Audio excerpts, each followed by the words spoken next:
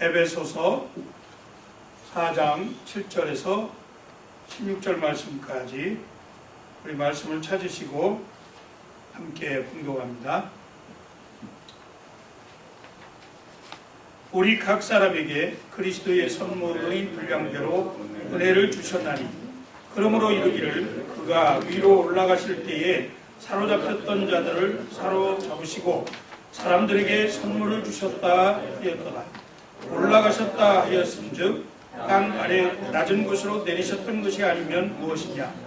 내리셨던 그가 곧 모든 하늘 위에 오르신 자니 이는 만물을 충만하게 하려 하심이라. 그가 어떤 사람을 사도로, 어떤 사람은 선지자로, 어떤 사람은 복음 전하는 자로, 어떤 사람은 목사와 교사로 삼으셨으니 이는 성도를 온전하게 하여 봉사의 일을 하게 하며 그리스도의 몸을 세우려 하심이라.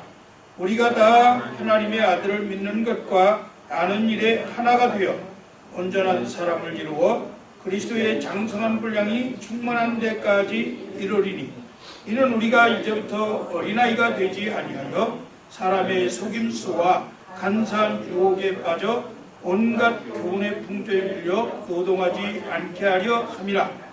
오직 사랑 안에서 참된 것을 하여 범사에 그에게까지 자랄지라. 그는 머리니 곧 그리스도라. 그에게서 온몸이 각 마디를 통하여 도움을 받음으로 연결되고 결합되어 각 지체의 분량대로 역사하여 그 몸을 자라게 하며 사랑 안에서 스스로 세우느니라. 아멘. 에베소서 4장 1절에서 6절까지 말씀에서 한 성령과 한 주님과 한 하나님 안에서 부르심의 한 소망 안에서 교회의 하나됨을 가르쳤던 이 바울 사도는 오늘 7절에서 16절 이하에서 하나된 교회가 온전한 성장과 든든히 세우심을 이루기 위해서 교회의 지체는 성도 한 사람 한 사람이 자신들에게 주어진 각기 다른 은사와 직분을 잘 감당해야 한다 하는 것을 오늘 말씀하고 있는 것입니다. 하나님은 각 사람에게 그리스도의 선물의 분량대로 은사를 주셨다 그렇게 말씀합니다. 우리 가운데에도 여러 가지 은사들이 있는 것을 발견하게 되지요. 어떤 사람은 말씀을 가르치는 은사가 있고 어떤 사람은 신방의 은사가 있고 어떤 사람은 전화하는 은사가 있고 위로하면서 이렇게 전화로 다른 성도들을 잘 보살피는 그런 은사가 있습니다. 어떤 사람은 찬양을 하는 은사가 있고 어떤 사람은 반주를 하는 은사가 있고 어떤 사람은 행정적인 능력이 있어서 또 교회를 세우는 일에 함께하는 그런 일이 있고 어떤 사람은 저렇게 컴퓨터를 잘 다루어서 또 그것을 가지고 교회에 협력하는 그런 일들을 하는 것을 보게 되는데요. 이러한 은혜를 주신 것은 하나님이 만물을 충만케 하시려는 의도가 있어서 그렇다 하는 겁니다. 따라서 우리 성도들은 하나님의 아들을 믿는 것과 아는 것이 하나가 될 뿐만 아니라 온전한 인격을 이루고 그 온전한 인격을 통해서 그리스도의 장성한 분량이 충만한 데까지 이르도록 이렇게 자라가야 한다. 영적인 성숙을 말씀하고 있는 것입니다. 교회의 연합과 통일을 위해서 은사를 하나님이 나누어 주셨다 하는 거죠. 오늘 본문에 우리 각 사람에게 그리스도의 선물의 분량대로 은혜를 주셨나니 또 12절에 보면 이는 성도를 온전하게 하며 봉사의 일을 하게 하며 그리스도의 몸을 세우려 하심이라 그렇게 말씀합니다. 이와 똑같은 말씀들이 또 바울이 쓴 다른 성경에 보면 있는데 고린도전서 12장 4절 이하의 말씀에는 은사는 여러 가지나 성령은 같고 직분은 여러 가지나 주는 같으며 또 사역은 여러 가지나 모든 것을 모든 사람 가운데에서 이루시는 하나님은 같다. 에베소서 4장 1절에서 6절에 한 성령, 한 주님, 한 하나님 말씀하신 것처럼 고린도전서에서도 하나님은 같은 분이고 주님도 같은 분이고 성령도 같은 분인데 각자에게 은사가 다르다, 직분이 다르다, 그렇게 설명하죠. 그래서 고린도전서 12장 14절 이하에서 이렇게 구체적으로 말합니다. 몸은 한 지체뿐만 아니요 여럿이니 만일 발이 이르되 나는 손이 아니니 몸에 붙지 아니하였다 할지라도 이로써 몸에 붙지 아니한 것이 아니요. 이해가 되시죠? 발이 나는 손이 아닌데 나는 그 몸에 붙어 있지 않다, 이렇게 말할 수 없다는 거예요. 그렇게 말했다고 해서 그 발이 그 몸에 붙어 있는 것이 아닌 것이 아니다, 그런 말씀이죠. 또 귀가 이르되 나는 눈이 아니니 몸에 붙지 아니하였다 할지라도 이로써 몸에 붙지 아니한 것이 아니니 만일 온 몸이 눈이면 듣는 곳은 어디며 또 온 몸이 듣는 곳이면 냄새 맡는 곳은 어디냐. 그러나 이제 하나님이 그 원하시는 대로 지체를 각각 몸에 두셨으니 만일 다 한 지체뿐이면 몸은 어디냐. 하나님은 자기의 원하는 대로 하나님이 기뻐하시는 뜻을 따라서 몸에 각 지체를 만들어 주셨다고. 어떤 사람은 손의 역할을 하도록, 어떤 사람은 발의 역할을 하도록, 어떤 사람은 눈의 역할을 하도록, 어떤 사람은 코의 역할을 하면서 냄새를 맡도록, 이렇게 하나님이 자기의 기쁘신 뜻을 따라서, 우리가 원하는 대로 된 것이 아니라 하나님의 뜻에 따라서 각자의 그러한 은사와 직분을 주셨다. 그래서 지체가 돼서 한 몸을 이루도록 하나님이 하셨다 하는 겁니다. 그렇기 때문에 이제 지체는 많으나 몸은 하나라. 눈이 손도로 내가 너를 쓸 데가 없다 하거나 또한 머리가 발도로 내가 너를 쓸 데가 없다 하지 못하리라. 손과 발이 서로 쓸데없다고 말할 수 없다고. 다 필요한 지체들이다, 그런 말씀이죠. 이것은 다시 말해서 아무도 스스로 홀로 서지 못하기 때문에 여러 지체가 서로 같이 하면서 돌아보게 하신 하나님의 뜻입니다. 하나님께서 모든 성도들에게 적어도 한 가지 이상의 은사를 주셨습니다.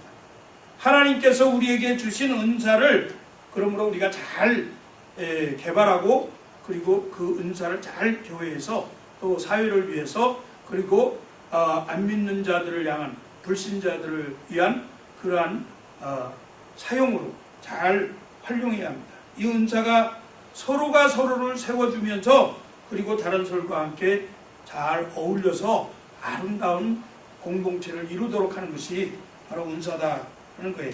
자신의 은사를 잘 활용할 줄 알아야 합니다. 이 은사라고 하는 말이 카리스마라는 말이에요. 카리스마. 헬라어로 카리스마. 그런데 우리가 많이 얘기하죠. 저 사람은 카리스마가 있다, 그런 얘기를 하는데 그게 바로 정확하게 얘기하면 은사, 재능, 그런 뜻이에요. 그래서 다른 사람이 갖지 못하는 그런 리더십 같은 게 발산되어지는 게 바로 이 카리스마, 은사인데, 이 카리스마라는 말의 원래의 말의 뿌리가 어디에서 있느냐면 카라라고 하는 말이에요. 카라라는 말은 기쁨이라는 뜻입니다. 다시 말해서 은사를 가지고 있는 사람, 재능을 가지고 있는 사람은 이 은사와 재능 때문에 기쁨이 있다. 다시 말해서 누구나 이 은사를 행하면 신바람이 나야 된다, 그런 뜻이에요. 어떻게 보면 이 은사를 쉽게 표현한다는 것은 내가 가장 좋아하고 가장 잘 할 수 있는 일이 바로 은사다. 그래서 이 두 가지가 사실은 다 만족돼야 돼요. 내가 기뻐해야 되고, 그 다음에 내가 잘 할 수 있어야 그것이 은사라, 그렇게 말할 수 있다, 그 말이에요. 아무거나 은사라고 말하는 게 아니고 내가 정말 기뻐서 하는 일, 그 다음에 또 이것을 기뻐서 할 뿐만 아니라 또 잘할 수 있어야, 그래서 재능이 필요하다는 거죠. 은사는 예수님께서 부활하시고 승천하시면서 승리자로 이 땅 만물 가운데 주의 뜻을 충만하게 이루시기 위해서 주의 백성들에게 주셨다, 그렇게 오늘 8절에서 10절에 말씀하고 있습니다. 그러므로 이르기를 그가 위로 올라가실 때에 사로잡혔던 자들을 사로잡으시고 사람들에게 선물을 주셨다 하였도다. 선물이 바로 은사예요. 올라가셨다 했은즉 하나님 주님께서 부활해서 승천하셨죠. 올라가셨다 했은즉 땅 아래 낮은 곳으로 내리셨던 것이 아니면 무엇이냐? 우리 주님께서 십자가에서 달려 돌아가시고 죽음의 자리에까지 내려가셨던 것으로 인해서 그분이 부활하시고 승천하시게 됐다. 내리셨던 그가 곧 모든 하늘 위에 오르신 자니 이런 만물을 충만하게 하게 하십니다. 예수 그리스도께서 죽음으로 끝나는 것이 아니라 죽음 권세를 이기시고 부활하셔서 승천하셔서 하늘 보좌에 앉으시는 그것이 바로 만물을 충만하게 하시기 위한 목적이 있다는 그 말씀입니다. 그래서 우리에게 은사를 주신 것은 바로 우리를 통하여서 이 세상의 모든 만물을 충만하게 하시려고 하나님의 뜻이 이 땅에 이루어지도록 하시기 위해서 은사를 주셨다 하는 겁니다. 오늘 본문 11절에 보니까 은사를 구체적으로 주신 것에 대해서 설명하는데 어떤 사람은 사도로, 어떤 사람은 선지자로, 어떤 사람은 복음 전하는 자로, 어떤 사람은 목사와 교사로 삼으셨으니 이렇게 말씀하죠. 어떤 사람은 교회가 없는 곳에 가서 교회를 개척하는 그러한 은사를 주신 거예요. 그래서 어떤 사람은 교회를 개척하지 못하는 그런 지역에 가서 선교사처럼 복음을 전하도록 하나님이 허락하셨다. 또 어떤 사람은 말씀을 잘 가르치는 은사가 있어요. 그래서 신학교 교수가 되는 거예요. 그래서 하나님의 말씀을 연구하고 그 말씀을 잘 풀어서 다른 사람들을 양육하고 훈련하고 교훈해가지고 더 많은 목회자들을 양성하는 그런 역할을 하는 거죠. 또 어떤 사람은 선지자의 은사를 줘가지고 예언의 능력이 있어서 예언의 말씀을 선포하고 그리고 그 말씀을 백성들이 듣고 따라오도록 그렇게 하는 은사가 있습니다. 어떤 사람은 병 고치는 은사가 있어서 기도하면 바로 그냥 병이 낫는 그런 역사들이 일어나게 되는 것이죠. 어떤 사람은 예수 안 믿는 사람들을 참 찾아다니면서 전도를 굉장히 열심히 잘하는 은사가 있어요. 이상하게 그 사람은 가면 그냥 끌려 나오는 그러한 복음 전도의 능력이 있는 사람들을 보게 되잖아요. 우리가 아무리 가서 말씀을 전해도 잘 듣지 않는 사람이 그 사람만 가면 그냥 녹아져가지고 바로 교회로 나오는 그런 역사가 이루어지는데 그게 바로 복음 전하는 전도자의 은사를 받은 사람이다 하는 거죠. 이렇게 은사가 각각 다른데 그 은사를 가지고 서로를 섬길 수 있어야 합니다. 은사를 사용한다 이렇게 할 때는 가장 우리가 조심하고 유의해야 될 그런 것이 있는데 이 은사가 자기 만족의 수단으로 사용되어서는 안 된다고 합니다. 이 은사를 가지고 있어서 하나님의 일을 하는데 하나님의 일의 궁극적인 대상이 뭐냐면 일이 아니고 사람이에요. 하나님은 일을 하라고 하시는 것이 아니라 이 은사를 통해서 하나님이 가장 사랑하시는 그 영혼을 살리는, 영혼을 하나님의 자녀로 만들도록 하는 그러한 사람의 포커스가 있다는 거예요. 그렇기 때문에 우리가 이 은사를 가지고 이렇게 은사를 자꾸 내놓고 다른 사람들에게 섬긴다고 하면서 때로는 그 은사 때문에 다른 사람들에게 상처를 주거나 다른 사람을 낙심시키거나 다른 사람을 어렵게 만드는 그런 일들을 만일에 한다고 하면 그것은 하나님의 그 은사를 주신 목적, 하나님이 이 우리를 통해서 복음 사역을 하고자 하는 하나님의 뜻을 잘 이해하지 못하는 그런 사람이라고 생각합니다. 그래서 우리가 은사를 활용할 때도 사실은 굉장히 조심해야 돼요. 내가 이런 은사가 있다고 해서 아무한테나 가서 손 얹고 기도해도 안 되고, 예? 또 이런 은사가 있다고 해서 전화로 막 상대방에게 위로한다고 말하다가 그만 실수하고 전화로 오히려 더 그 사람의 마음을 상처를 주고 그런 일이 생겨서도 안 되고, 항상 은사를 활용할 때는 자기가 스스로 만족하려고 하는 그런 태도로 이 은사를 활용해서는 안 된다 하는 것입니다. 하나님의 일을 할 때 있어서 하나님의 사람들을 섬기는 일이 가장 최우선되어야 하기 때문에 무엇보다도 은사를 가진 사람들은 은사를 더 잘 활용하기 위해서 영적인 성숙이 필요하다. 자기 자신부터 영적으로 자라가는 일이 필요합니다. 그래서 오늘 에베소서 4장 12절 말씀에 이렇게 말씀하죠. 이는 성도를 온전하게 하며 봉사의 일을 하게 하며 그리스도의 몸을 세우려 함이라. 여기서 온전하게 한다 이 말의 뜻이 의학적인 수로로는 어떻게 얘기하는 거냐면 뼈를 맞추어서 제자리에 있게 만드는 것이다. 그런 뜻이에요. 온전하게 한다는 말은 예를 들어서 우리가 카이로프랙틱에 가잖아요. 그러면 허리가 아프다 그러면 그 닥터가 뒤에서 이렇게 다리를 붙들고 이렇게 흔들어가면서 뭐 어떻게 해가지고 이 허리가 어긋난 뼈를 이렇게 제자리로 맞춰줍니다. 그렇게 할 때 허리가 나아집니다. 그런 것처럼 성도를 온전하게 한다. 그것은 뼈를 맞추듯이 바로 세워주는 것을 말하는 것입니다.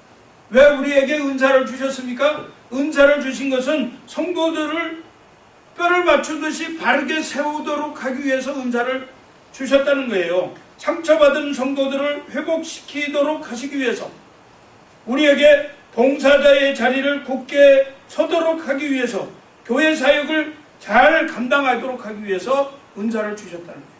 그래서 교회 사역은 사실 성도를 바로 세우는 겁니다. 상처받은 사람들을 회복시키는 게 교회 사역의 목표예요. 그런데 교회 사역을 숫자적인 개념으로만 생각하면 안 돼요. 그래서 교회가 숫자가 많아야, 숫자의 목표가 달성돼야 교회 사역이 잘 되었다라고 생각하면 안 돼요.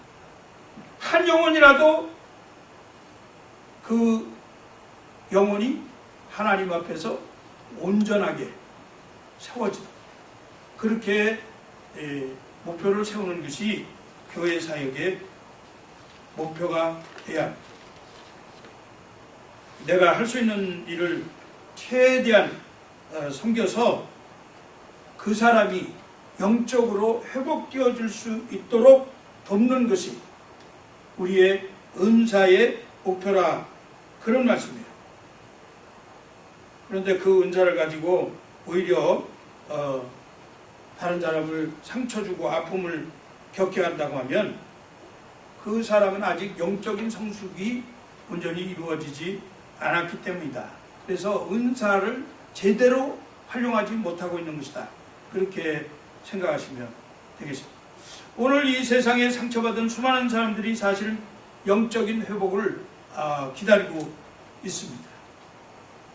우리의 은사를 가지고 이 공동체를 바로 세우는 일에 이 활용을 해야 된다 하는 것이죠. 결국은 이것이 그리스도의 몸을 세우는 거예요. 왜냐하면 우리는 각자의 그리스도의 지체이기 때문에 그 지체들이 모여져서 몸을 이루는 거잖아요. 이 교회는 그리스도의 몸과 같은 공동체입니다. 그래서 이 몸을 세운다, 이 말이, 세운다는 말이 빌딩 한다는 거잖아요. 빌딩이 세운다는 말이잖아요. 세운다는 말을 반대로 하면 뭐예요? 무너뜨리는 거죠. 회파하는 거죠. 깨부수는 거잖아요. 디스트로이, 쳐부수는 거잖아요. 하나님의 교회를 세우는 일에 우리가 은사를 동원해야지, 하나님의 교회를 깨트리고 그리고 회파시키는데 우리의 은사를 사용해서는 안 된다는 거죠. 그것은 은사가 될 수가 없어요. 실제로 뭐 본인들은 은사라고 말하는지 모르지만 잘못 은사를 활용하면 그런 일이 생겨난다는 거죠. 교회가 교회답게 세워질 때에 교회는 세상의 소망이 될 수 있는 것인데, 우리 자신이 은사를 잘 활용해서 섬김으로써 교회 공동체가 참으로 더 든든하게, 더 아름답게 세워지도록 그렇게 하는 것이 우리의 사명인 것을 늘 생각하고, 정말 우리가 과연 그렇게 교회를 늘 든든하게 그리고 더 아름답게 세우는 일에 우리의 은사를 사용하고 있는가, 늘 자신을 한번 돌이키면서 질문하면서 그렇게 해야 됩니다. 여러분, 제발 교회에서 너무 무례함으로 인해서 우리 교회 공동체가 상처받고 그리고 흔들려지는 그런 일이 없도록 해주시면 좋겠어요. 우리 주님께서 말씀하시기를 누가복음 22장 31절에 시몬아 시몬아 보라, 사탄이 밀가 버르듯 하려고 너희를 요구하였으나 그러나 내가 너를 위하여 네 믿음이 떨어지지 않기를 기도하였노니 너는 돌이킨 후에 네 형제를 굳게 하라. 이 말씀을 하시게 된 배경이 있어요. 이 말씀을 하시게 된 것은 제자들이 서로 누가 크냐 다툼이 일어났어요. 제자들끼리 서로 도토리 키재기를 하는 거예요. 교회 안에서 서로 누가 크냐 이렇게 서로 자기 자신을 자꾸 내세우려고 하다 보면 사탄이 그 마음에 들어가서 그들을 밀가 부르듯이 이렇게 흔들어 놓습니다. 이게 교회를 흔들어 놓는 거예요. 자꾸만 서로가 자기가 잘났다고 소리를 내다 보면, 내가 크다고 말을 하다 보면 교회가 상처가 일어나는 거예요. 다툼이 일어나는 거예요. 서로 물고 뜯게 되는 거예요. 그래서 다들 사탄의 하수인이 돼가지고 함께 세워야 할 공동체가 파괴되어지는 이런 일이 생겨나게 된다는 것입니다.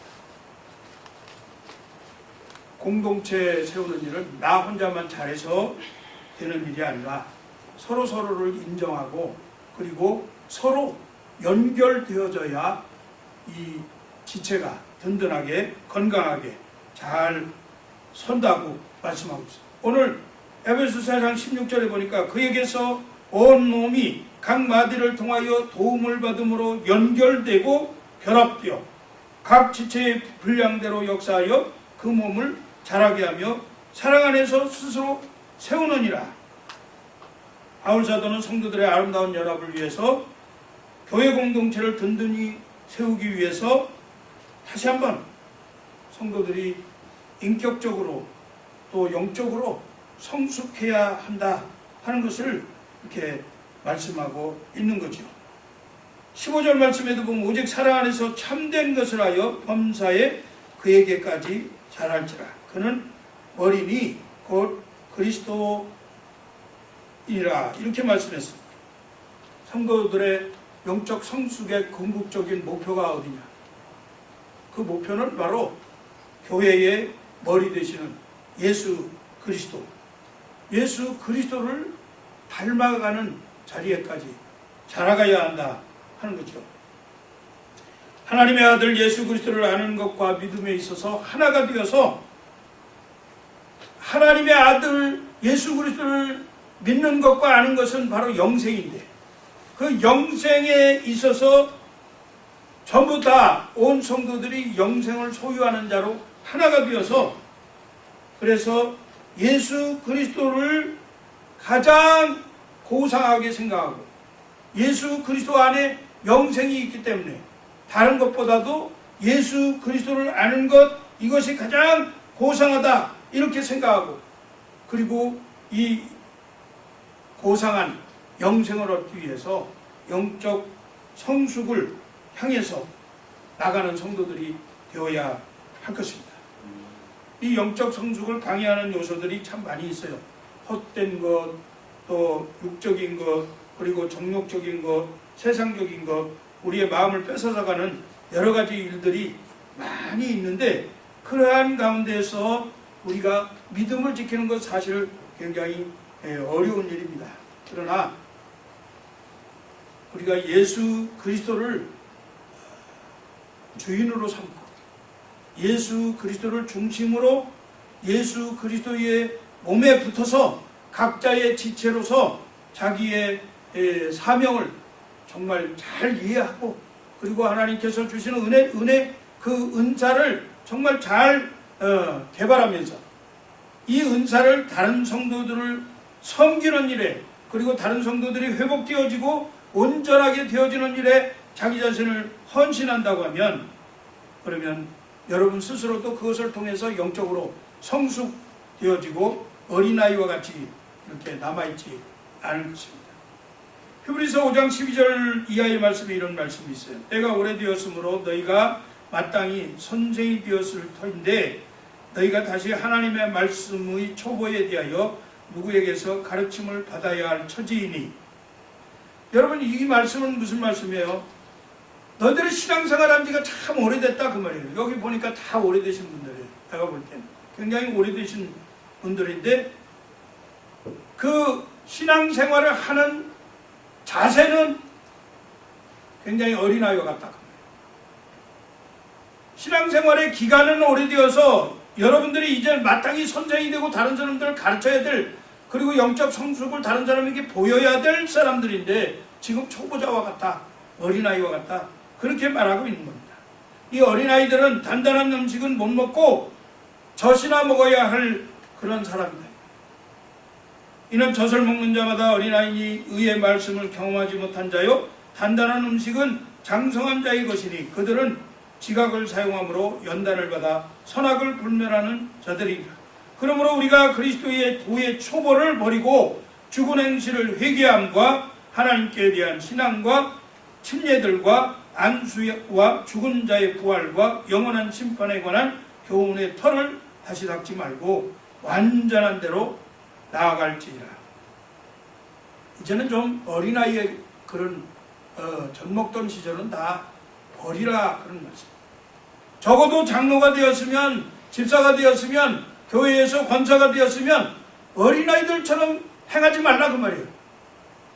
스스로 하나님 앞에서 더 겸비하고 스스로 하나님의 교회 공동체를 위해서 더 열심을 품고 주를 섬기고, 그리고 다른 사람이 뭐라고 한다고 해서 그것을 들어서 행하는 것이 아니라 내 스스로 하나님 앞에서 충성스럽게 봉사하고자 하는 그러한 자세를 갖는 것이 영적으로 성숙한 사람들의 모습이다 하는 것입니다. 이제 말씀을 맺습니다. 사랑하는 성도 여러분, 예수님을 아는 지혜와 지식에 자라가시기를 축복합니다. 하나님이 각자에게 주신 은혜의 선물, 은사를 잘 활용하시기를 축복합니다. 하나님의 말씀에 전적으로 순종하려는 성도가 그 지식에서 자라갈 수가 있습니다. 이렇게 영적으로 성숙한 사람은 사람의 그 속임수, 아까 여기 본문 말씀에 보니까 그런 말씀이 있어요. 간사한 유혹에 빠져 온갖 교훈의 풍조에 밀려 요동하지 않게 하려 합니다. 이 말씀 보면 사람의 속임수라 그랬는데 어떤 성경에 괴술이라고 나와서 괴술이라고 하는 말이 쿠베이아라고 하는 말인데요. 쿠베이아라는 말은 뭐냐면 주사위를 집어던져, 여러분 보셨잖아요. 이렇게 장돌 이런 무슨 저 바자 같은 데 하는 데 가서 보면 한국에서 그런 거 많이 본 것 같아요.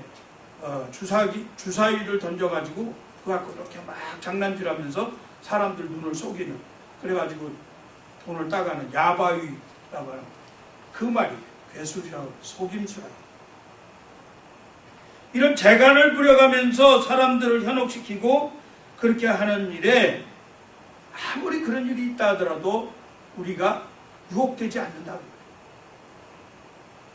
영적으로 성숙한 사람은 견고한 믿음을 갖게 됩니다. 그래서 교회에 밀려드는 어떤 여러 가지 요동치는 그런 물결이 온다 하더라도 우리를 막 그냥 낙심하게 만드는 바람이 불어온다 하더라도 그러한 바람에 흔들리지 아니하고 날아가지 아니하고, 그리고 그들과 같이 마음을 합하지 아니하고, 그리고 견고하게 믿음을 지키는 그런 자리로 나아가게 된다 하는 사실. 그리고 또한 사랑 안에서 진리를 말하는 삶을 살게 됩니다. 하나님의 말씀인 진리는 교훈과 책망과 바르게 함에 유익하다 그렇게 말씀했잖아요. 하나님의 말씀은 가르치고 교훈하는 데도 유익하지만 책망하는 데도 유익하다 그 말이에요. 때에 따라서는 책망을 받으면 그것이 하나님의 말씀 진리로 알고 받아들일 수 있어야 돼요. 근데 우리는 책망은 싫어하잖아요. 듣기 싫은 말은 안 듣기를 원하잖아요. 하나님의 말씀으로 책망하면, 근데 이 책망할 때도 항상 우리가 조심해야 되는 게 정말 사랑하는 심정을 가지고 책망해요. 그냥 감정적으로 하는 것이 아니라 하나님의 말씀 진리에 붙잡혀서 그 진리 안에서 사랑 안에서 책망할 때 상대방이 성령께서 역사하심으로 그 책망을 받아들이고 그리고 회복되어지는 이러한 일들이 일어나게 되는 것입니다. 그런데 이러한 모든 일의 결국은 우리의 교회의 머리 되시는 예수 그리스도가 존귀하게 되기 위해서, 하나님이 만물을 풍성하게 하기 위해서 이와 같은 은사를 우리 각 사람에게 주셨다 하는 것입니다. 따라서 우리 그레이스 라이프 한인교회 성도님들은 한 사람 한 영혼, 한 심령들이 다 하나님께서 주신 은사가 있음을 기억하고 그 은사를 하나님 앞에서 진실하게 정말 아름답게 그리고 성도를 세우고 온전하게 하는데 사용해서 그것이 우리 하나님께서 기뻐하시는 이 그리스도의 몸된 교회가 든든히 세워지고 아름다워지는 그런 일에 사용되어 주시기를 주의 이름으로 축복합니다. 아멘. 기도하겠습니다.